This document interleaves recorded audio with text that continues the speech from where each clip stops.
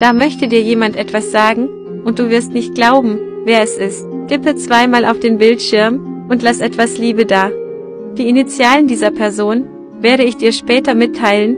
Es tut mir aufrichtig leid, dass mein Verhalten rücksichtslos war und deine Bedürfnisse missachtet hat. Ich bin immer vorausgelaufen, ohne dir die Möglichkeit zu geben, Schritt zu halten, und dadurch habe ich dir Kummer bereitet.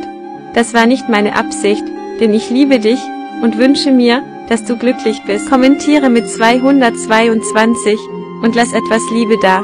Ich verspreche, mich zu ändern. Wenn du uns eine weitere Chance gibst, werde ich dich künftig mit Respekt behandeln, ohne dich sein zu müssen. Kann und will ich nicht.